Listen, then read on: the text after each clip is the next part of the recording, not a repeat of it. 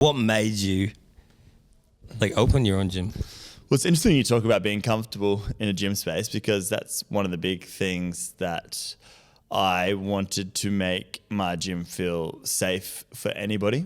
And the type of fitness we do is exercise to music, so it's really accessible to anybody. Yep. So we created a space where when you walk in, you know, you have your bike or you have your mat. You don't have to partner up with anyone, so you're not going to get like that embarrassment or fear of not having a friend at the gym, and the awkwardness of having to talk to someone. You know, even the way you walk into the gym, you can just grab your shoes for the spin bike or walk straight to your mat. You check in on the apps. You don't even have to have, you know, interaction with anyone if you had a bad day or anything like that. And then the room's really dark, so if you do have any like, you know, insecurities around anything body-wise, or, you know, just when you exercise, you know, some people go red in the face or they're really sweaty, you know, all those sort of things that you might be a bit embarrassed about. You go red in the face. I go red in the face all the time. This is why I created this place. Yeah. I just want them to feel as comfortable as they can. And that's kind of why I created that space. And I wanted it to be fun. And I would say a lot of people who come to my gym haven't really found a gym that they liked, because they probably generally aren't sporty people. A lot of them who generally would like exercise, but they've found at Studio 360, like they have found an exercise that they enjoy and can have fun and get the benefits from it as well. So that's kind of why I started it. But that's interesting on a few points. Firstly, because I think the dark space is often like, I feel embarrassed in the gym that people look and I don't know what I'm doing with machines. Yeah. And when I say that story, I go every day at 5 a.m. and that's before it gets busy. And if I miss that slot, I will only go again if I can go at maybe 2 or like 10 when I know. To avoid other people there. I don't like busy gyms. I don't like crowds in general. We don't like crowds in general. But when it's a busy gym and like you're queuing for machines and I'm not very confident in the gym, I kind of know what I'm doing, but I also don't know properly. We should go for a session together. Nah, I'd be intimidated because that's your whole thing. And I'm not as strong as you. I'm not that. And people look at me and think, oh, I confident in everything. Not at all. And the gym is that one space I've always been funny about. Yeah. And it goes back to pressing the button. I know you instantly said you would have walked through. I wouldn't. You couldn't. Because I know the people, I'd already seen the people working out on that floor. Yeah. The guys especially, big built body, so much better than mine, that you naturally compare. But that's interesting that one of the thoughts making a darkened space. Yeah. Because I think that first hurdle for me, and it's why I didn't work out for years, because just that. Yeah. You feel I like don't want to be being watched. seen. Like, yeah. Yeah. I mean, the complete opposite of that is that in the gym, I've put myself on a podium in the middle of the room that rotates. Of course, so I really want to be seen. And I think that's the other thing. I'm bringing all the attention onto me so that everyone else can feel comfortable in that space as well. I've never done a class ever. No fitness class ever. Because I'd feel too intimidated.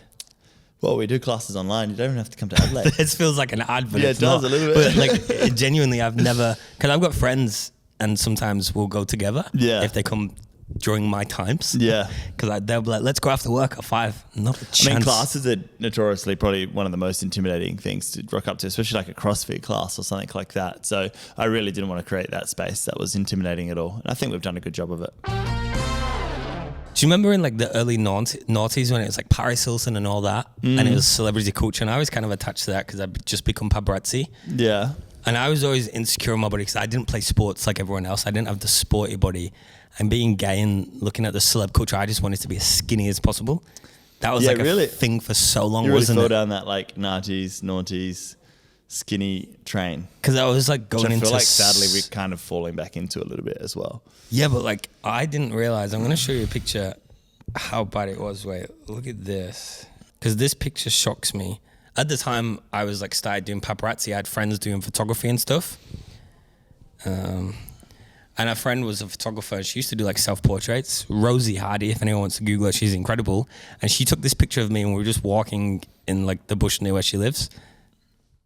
Oh, yeah. You're very, very skinny.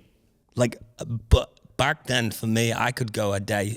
The most I went is 2 days without eating. Because I'd be looking at the magazines and stuff and like it was ingrained in me. But look, it was, do you remember Nicole Richie? Yeah. Her ribs were like, not ribs, her collar, shoulder bone. Clavicle. Clavicle? That's whatever that is called, yeah. That bone. Yeah. Like that would always be showing and protruding. Yeah. And it's like that set this standard in me as this kid. Yeah, actually, as you say that, I remember people like desiring to like show their clavicle. So I would skip meals. I'd made myself, I should say trigger warning, like vomit on the odd occasion. But for me, I never felt I had an eating disorder because it was, I might not eat today every now and again. But then on the opposite, I'd then feel bad and binge. I mean, if you're not eating in the golden objective to achieve that, it, I guess, would be. No, but you're right. Yeah. And when I saw that picture, for me, I was looking for like almost acceptance. It's so hard, like the body dysmorphia in terms of like wanting to look like someone else. Everybody's body is different. So as soon as you like, you know, it used to be a thing to like set the background of your phone as a body that you desire and want to work towards as a motivational speakers would say to do that, which is so crazy because you will never, ever, ever look like that. And comparing yourself to anyone when it comes to your body is just like never going to be healthy no matter what, because you just will not look like them because you look like you. And just like everyone's faces are different, our bodies are different and they're never going to look the same. But like body dysmorphia in the gay culture is huge, but it's huge, like not just there, like girls especially, and guys. I mean, with social media and stuff, it's in our face all the time. Like all these incredible steroid use and the dangers of that, and no one's safe. Like I would say, I know that I'm in reasonably good shape, but I can look at a photo of myself, and if I cover my head, I'll see my body and be like, okay, cool. Like that person with covering my head is in good shape. And then when I see my body with my face attached to it, it looks way worse than... Because you see you? Yeah, I associate it with being me. And then I start to think scrawny, skinny, no muscle, which is... So even though you're broad, you've put muscle on, you still... I still think of that. And people get quite shocked when they hear that I might, you know, have body dysmorphia as well. But it's I think just the way that we are constantly comparing ourselves to everybody means that nobody is safe, which goes back to why I created this space. I just want everybody to feel as comfortable as possible in this gym.